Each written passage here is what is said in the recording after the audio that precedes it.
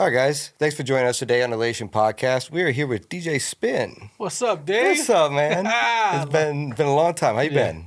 Been good. Good. It's Yeah, good. it's been good. Good to hear. Well, we have a bunch of things to talk about today, but I feel like this has become the topic of discussion in the beginning because I really want to congratulate you on what you've done, and you've got a great history here in the city, and you've done a lot of great things for people here in the industry, and helped a lot of people, and done a lot of things for people. So just to see something given to you is a really good thing. So congratulations. I appreciate that. Absolutely. Why don't you talk a little bit about it? What did they give to you today? They gave me a proclamation on the DJ Hall of Fame that the Jazz and Heritage Festival Foundation had put together by DJ Polo 504. Just honoring the people that's contributed to the city of music and those kind of foundations to give back to what we do. Right. It's good to be recognized. Absolutely. They seem to be doing more of that lately. Yeah, they really are. Yeah. I like the way the city is trying to come back. Right. Appreciating the history. Yes. Yeah, because you're definitely part of the music history in the city. Absolutely. Well, why don't you tell us a little bit about your origin story? Like, where did you go to school, and I grew up in Algiers, right off of MacArthur Boulevard. Went to Paul B. Havens. Went to Rosenwald for middle school, and the car before it turned to what it's become now, that I've seen it's become now. And then I ended up graduating from Old Perry Walker. Okay. I went to Landry for a year, and then I went back to Walker because moved. Right, So I got you. it's kind of my little story. I played every sport pretty much. So you played every sport, right? Baseball, tennis, track, football, basketball, soccer. I was everything. Yeah, no, absolutely. Well, did you pick up music at all during school? Or? My mom was really big into music as far as record shopping. She had a reel-to-reel that she would have like all the Motown stuff, like what they call yacht rock now, classic Absolutely, stuff. So yep. I kind of picked it up from there, like every Saturday morning or something. Just play music and watch TV. And I've seen the tape deck. It's cool. Yeah, Huh? It's different. I still got it. Oh, yeah? Do you really? Got it, yes. Oh, that's awesome. Yes. No, my dad used to have one, and I used to watch him splice the tape and stuff, and it's just a whole different experience of how much I feel like they almost loved music more than we do. Yeah. It was a part of, how it was growing up, Right. In that era of just having, the feel for music, Right. what it gave you, what it felt, Right. what it was about. Right. Well, you had to listen and feel something because there was no TV, there was nothing else. Like it was, music was it for a lot of people. Yeah, it really was. And I feel like it was something that was appreciated then, and and that's why I'm getting back to this. I'm glad that you seem appreciated by the city today. So yeah. If you know my origin, I give back and I help as many newcomers, new DJs, new people. I mean, it's the old ladies that are tripping. just a story of getting here. We're running on our way over here, and a lady tripped at the mall, and we waited, called EMS, and helped her to the bench, and just being, that person, Well, and sometimes I feel like God throws good people in those moments because who else is going to help? Yeah. So like, when as soon as they showed me the text and you said, I said, yeah, that's something Spin would do. Yes. So, but good on you, man. Well, good on you. So when did you decide to become a DJ?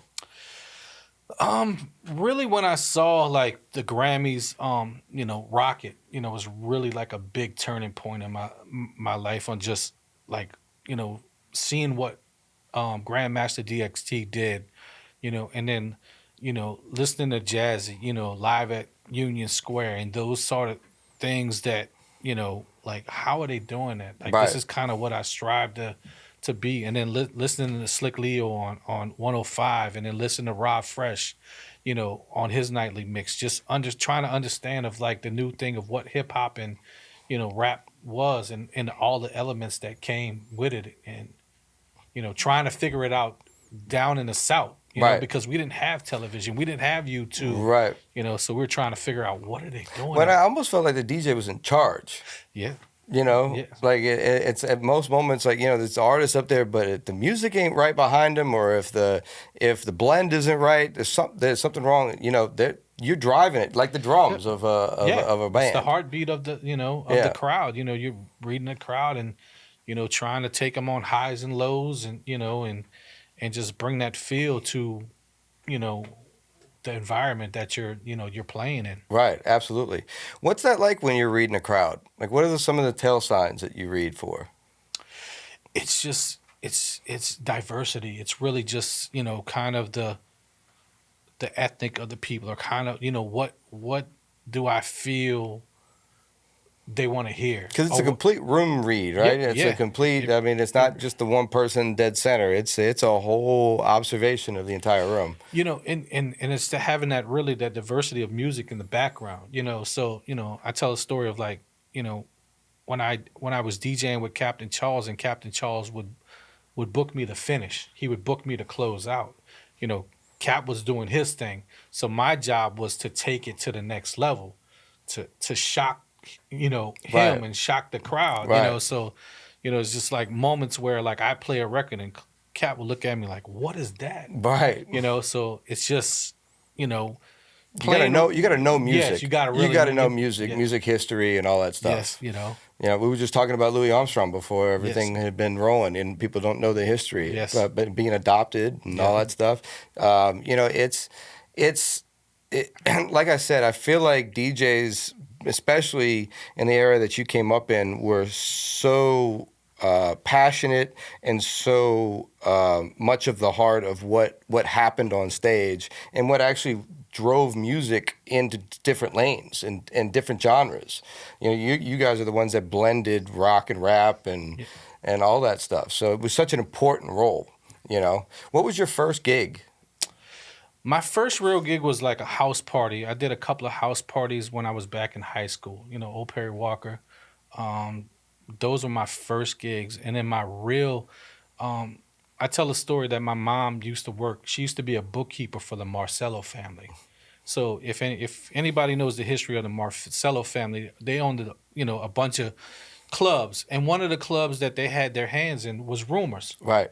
So my mom would go do the bookkeeping, and Manny Fresh and KL were the DJs there. So I'm this little kid, no more than 8 years old, and I'm sitting in the back watching them while my mom's doing the books.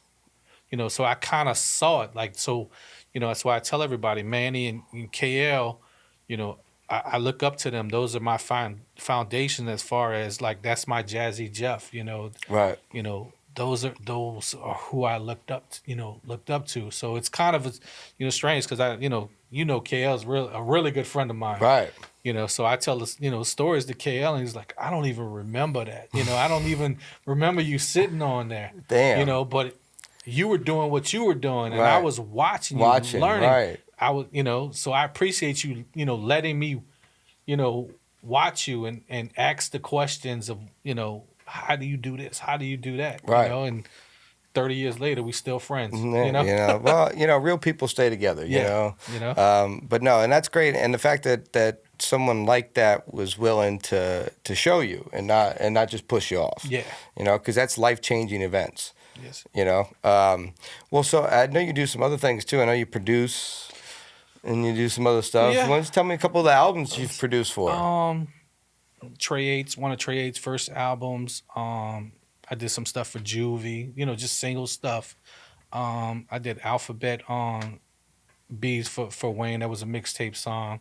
I did a song that I had that Wayne had did with Weeby that I put out as an EDM song. So I've done, that bunch of remixes, things that just, keep going. Yeah, no, 100%. Well, music doesn't sit on one tier. I feel like once you get into one side, you try to do all kinds of other stuff. It's just being creative, and especially when you're blending music, I feel like you're producing. Yeah, you are. Like my history is like working with KL and Manny, and I used to do a lot of edit stuff. So that's really my niche as far as like editing. Like I did the edit for Move Bitch. I've done. Those type of things where I give my input on making the radio edits. Right. I was a radio DJ. Right. At one point. So, those are my things to make sure that things sound right and it kind of fits on The movement of it. exactly. Yeah, Yes. no, the movement of it. No, it's very important because that ear can change the format of a song so much to whether it is okay for radio or not. Because most people think that, just being creative gets you on the radio. And that's not at all what it is. There's a No, formula. no, and especially being a club DJ, and going against the labels because they didn't want to put Move as a single. Right. It was the third single coming off, fourth single coming off of Luda's album. But us at DJs, when I came back home, I was like, man, can't wait till this Luda. The energy in this one is it. Yeah, it wasn't because KL produced it. It was a good record. Right. So telling Raj and telling the radio station and telling, everybody about Right. this, they were ready for it to come out. As soon as it hit, That was it. It took off. Yeah. Yeah, No. Well, the energy doesn't lie. 100%. Well, what was your first tour? My first tour was I did a small tour with Mystikal. Okay. We did like Shout out, Mike. Yeah, I love Mike. Oh, man. Going to court Monday, so Come home, Mike. Yes, come home, Mike. We love you, Mike. We love you, Mike. And I did a few dates, like 15 dates with him. So that was my real first thing. And then just around town, like Rob Shaw, that was with Big Boy, kind of put me on his little concerts that he would do. So I got to meet, partners in crime and certain things. And then I moved over to a club that was called, on the West Bank, called Cannibals at the time.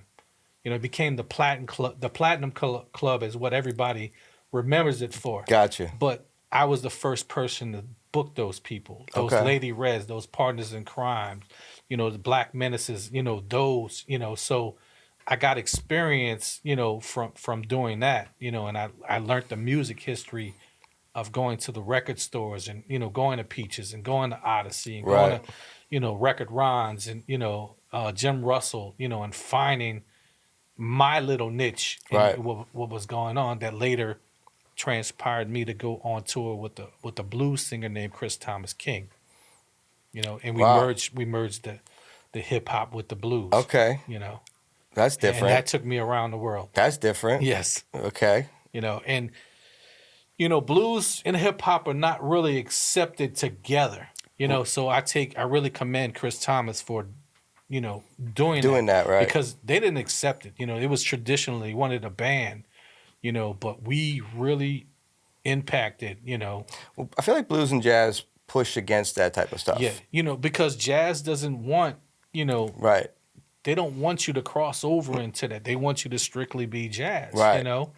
Yeah, and if you have opportunities to play for, people and Flip go, that. yeah, you got to. No, 100%. Because that's where the creativity comes at. You don't know what's gonna. Absolutely not. Well, and the difference of, of something. Well, hearing something different could also throw somebody off so much that they're like, man, I like this. Yes. And those are those moments that that flip worked. So, well, I just on a producer note, what do you like to produce on? What DAW? I'm on Ableton. You're on Ableton? Yeah, Ableton is it's been my my go-to for a while. Do you find that blends well with the DJ side? It's really a DJ software. I got you. Just on the way it functions in the formality of what I needed. Because I came off of even though I know Pro Tools and I know Logic and certain things, but when I was first coming up, I was on a program called Sony Acid, and it was a program that had time stretching in it. What Ableton calls now the warp feature.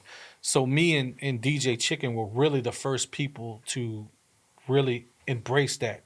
So all the bounce mixes that you hear from the Black and Miles and all that were created from us showing, them that program. Wow. And then in time I moved to Ableton, yeah, right. but I did a lot of, bounce mixes and Sony Acid. That's crazy. Yes. That's awesome. That's awesome. In the LimeWire era. In the LimeWire. Yes, wow. the Napster era. LimeWire. Yeah, that was crazy. Yeah. I kind of missed LimeWire a little bit. I'm not gonna lie. I got some great stuff off of I'm that. not gonna lie. Yes. It was pretty. Yes. It was pretty awesome. Yeah. Well, why don't you tell us a little bit about how did you get a chance to work with Martin Scorsese and all these guys? That was, from Chris Thomas King. We were doing, we had just played for the Queen, in London. Like we were coming off a real good, high on touring, and Chris was one of them kind of musicians that loved all kind of aspects of hip hop, house, like those sort of things. So one of the songs that we created was called Johnny the Revelator, and it had like a 4/4 beat to it, that kind of you know put on it, and it was really taking off. And his performance was, they really loved it. So they were doing a movie called The Year of the Blues, and it was filmed at Radio City Music Hall, and everybody was there. I'm talking about everybody from Aerosmith, the Almond Brothers, like anybody that you knew. Like I have a picture of it. I'm in the picture. Wow. And I'll show it to you. And we won for best memorable performance. Wow. At the Grammys for that particular wow. thing that we did, and it's on YouTube. Wow. You can see it. That's awesome. So that's awesome. but I got to meet Martin. I got to meet Antoine Fuqua. Like I got to meet some really talented people that embrace what we did, because at the time it wasn't the norm. Right. And those are and when you get out of the norm, sometimes you get appreciation from everybody. Yes. And so I feel like that definitely probably transcribed into them saying, "Oh man, that was so creative. I wish I would have done that." And then everybody loves you for it. Yeah. And Chris stuck up for me too, because they didn't look at me as a DJ, as a musician. So that's one thing that I appreciate about Chris. He stuck up for me, like, yeah, he's the group. That's awesome. So that's awesome. I mean, and we need more people like that in music. Yes. Because not everybody gives them their flowers. No. Well, how did you produce a dance tour for Britney Spears? I got to hear this. So I was coming off a real good run as far as like running the city, as far as the DJ scene was. I was making that transition into when the change happened. I was DJing on B97. I was DJing on certain things, and people don't realize Britney used to be out low key, and and I used to DJ some of the functions that she would come to. Okay. So I got to know that people really good. I got to know her really good. It came time where they were settled down here doing just choreography, and they just wanted a DJ's take on it. So I got the call from their manager just to, just come. What did I hear? And that was, I was gonna say time of the Black Eyed Peas with the boom, boom, boom. That was all that era, like right there for the dance portion of it. So I did like 10 minutes. Put a, like you would do for cheerleaders or something like that. That dance portion. I got you. And so you kind of showed them where they should make their moves, or what the DJ is going to want to hear, or what they want to play, and how to blend it, and all that stuff. It was seamless. Wow, that's cool. Because I was going to ask you to break out and dance for me on the podcast, but I guess now not anymore. But no, I that's awesome, because to me it makes so much sense, because every move was thought of, and which is different than today, because there is no artist development, and there's no, even some of the stuff on the BET Awards I saw was like, the dancing was like, the dancers were cool, but the artist was like not involved in anything. Yeah. So I feel like nothing is thought of the same way as it used to be. That attention to detail is pretty awesome. And then, like I told you, like my kind of niche was, I was really good at doing edits. Right. I did Soulja Slim edits. I did Mystikal edits. I did Juvie edits. I did BG edits. Right. Like I did all the show tapes. That's what I was good at. I was good at, finding the instrumentals and taking the hooks and putting them in, certain places where they could, that's what I was good at. Right. You know what the people want to hear. Yeah. You definitely knew what the people want to hear. So like, I recently I did, Juvie's BET show, show tape. I did some edits for the thing over the weekend. My edits were used, so for the reunion, so awesome. It's like, You know. Yeah, no, listen, that's a talent that is that's lost, and I don't think most people understand that it's needed. Because when you see a show that's done like that, you feel the difference. You seen the No Limit shows. Oh yeah, You seen yeah. you know how many times I had to change and do edits, and me and Uh-huh. KL had to go back, Yeah.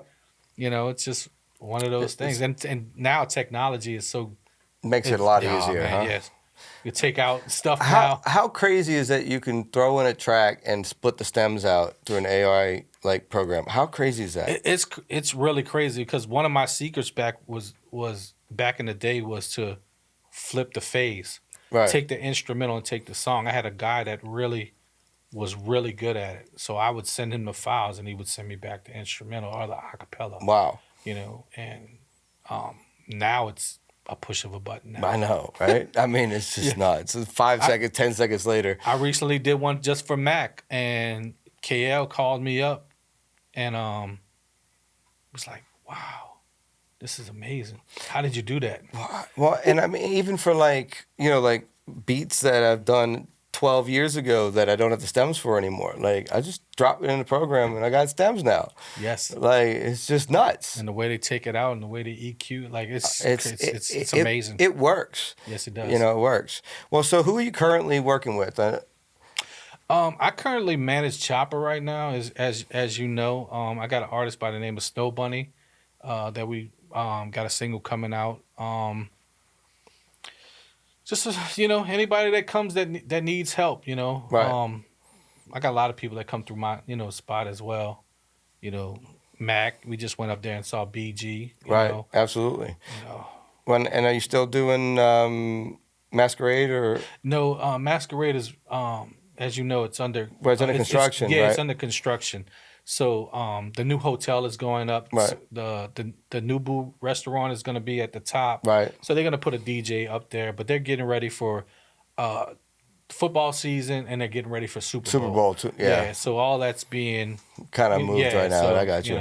So I have plenty of things to go until I. Oh no, yeah, no, 100%. Yeah, no, 100%.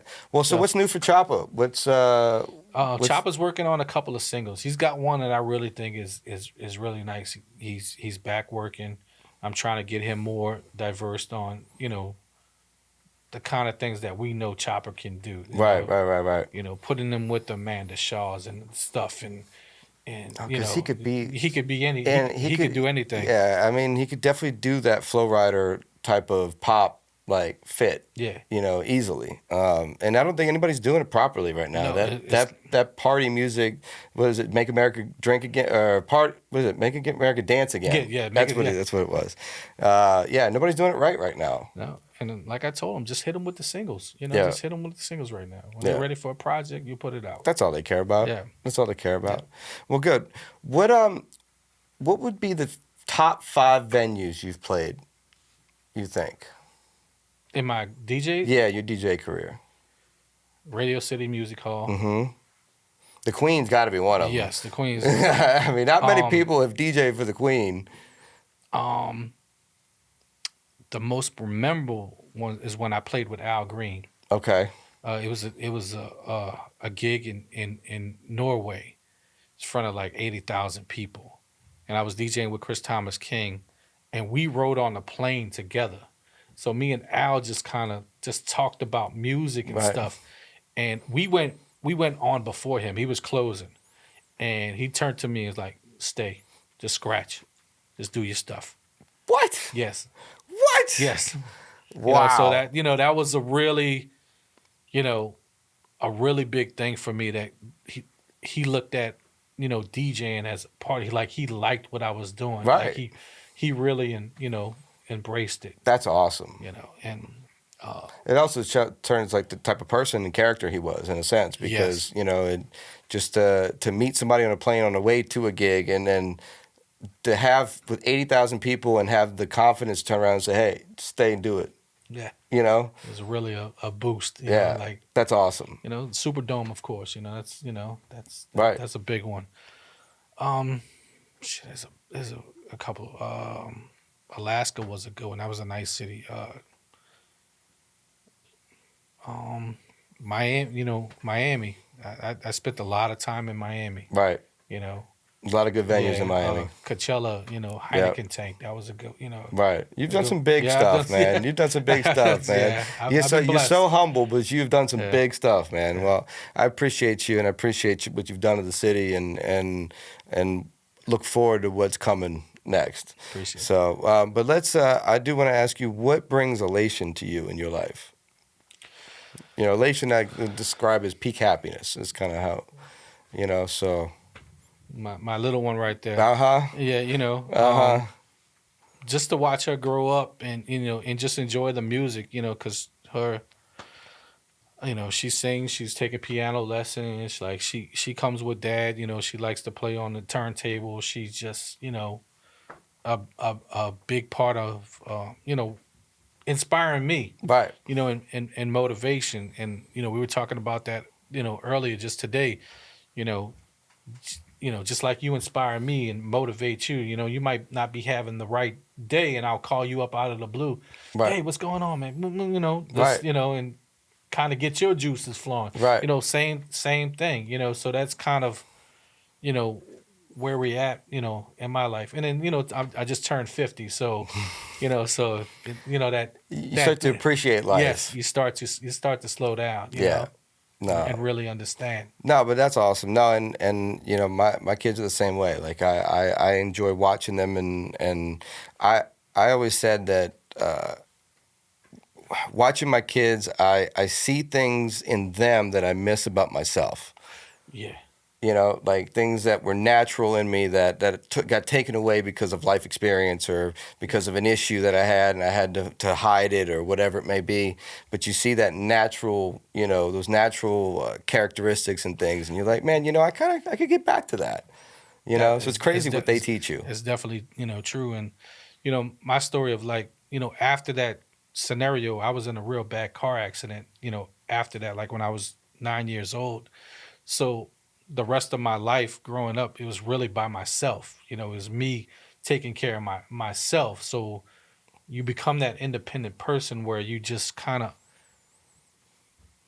you kind of say, well, I can do it by myself. I've been Right. like this. But in reality, you need help. Like Right. you need that. Well, it's protection is where you do Yeah, that. exactly. You know? And it took me a long time to realize that. Right.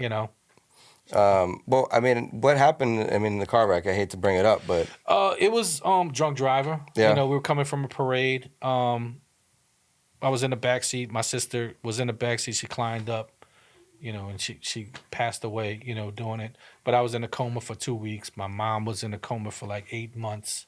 My stepdad, lost all his teeth. So I kind of grew up fast. Right. Even though I was kind of taking, care of myself, I would get up, cook breakfast for my sister. We yeah, could but walk that to type of school. life experience is a lot for a kid to take in. And I tell people, like, when you have that kind of independence, like any kind of diversion or somebody trying to tell you what to kind of do, Mm-hmm. when you kind of figure out what the path is It's hard. Yes, it's really hard. Yeah, it's not an easy boat to Yes. turn. Yeah, Yeah. no, it's hard because you feel grounded in what you've protected yourself in. Yeah. I mean, I'll tell you a quick little story. I had a similar situation when I moved to Florida because I was coming from Curtis playing football, and they were trying to move me to this like preppy, like Christian school that and I definitely didn't vibe with anybody there properly. And I went and did my visiting day, and I ended up getting in a fist fight on visiting day. And I did it on purpose because, I mean, I didn't get in the fight on purpose, but I did it not thinking that I didn't want to be here anyway. So like I just decided I'm gonna do it anyway. I'm out. So I ended up having to go to like this little private school that was the best thing for me. That ended up as, but it's funny how you have those feelings inside you, like, man, this is not for me. Yeah. And my brother ended up graduating from Curtis. That's where he went. Oh, really? Yeah. So that's That's But funny. he was so smart that the way Shaw treated him, that Shaw gave him. They used to give the lowest going to the best. So his GPA was like, he was failing, Right. but he did enough to win the award for the best, outstanding, comeback, Right, student of the year. right. So they didn't like that, But that was his defiance on understanding, Right. because these schools, I mean, Curtis, and Yeah. no disrespect to Curtis in the high schools, but you're only as good as what you give them. Oh yeah. If you're not playing sports, or you're not Look, providing for them. My 8 a.m. English teacher was one of my, most of them were football coaches, but the 8 a.m. English teacher would walk in and read the newspaper for 20 minutes in the morning. Yes. It's like, they're not teaching really, No. they're teaching how to be a football player. Yes. But, it's definitely funny. But so, yeah, no, and, those kids didn't play either, so you got to be a real man. Yes. But you definitely have to know and notice those things in yourself, in my opinion, and listen to them, because you can tell yourself where you really should be in life. It's just you have to listen to it. Yes, I totally agree. It's an energy thing, in my opinion. Yeah. But well, great. Well, why don't you tell us a little bit about your socials and where we can find you and. The DJ Spin is my website.com. DJ Spin 88 is pretty much all my stuff on social media, on TikTok, Instagram. The Grammy Award winning Spin, I think, is DJ Spin is on my Facebook. And that's pretty much it. I put new music on the website all the time, so all my DJ friends can go up there and download it for free. There we go. There we go. We need more DJs in life, guys. We need more DJs in music. But I appreciate you. I appreciate your time, and thanks for coming through. And thank you guys for coming to Elation Podcast, where we enjoy exhilarating euphoria through creation and collaboration. Thank you so much.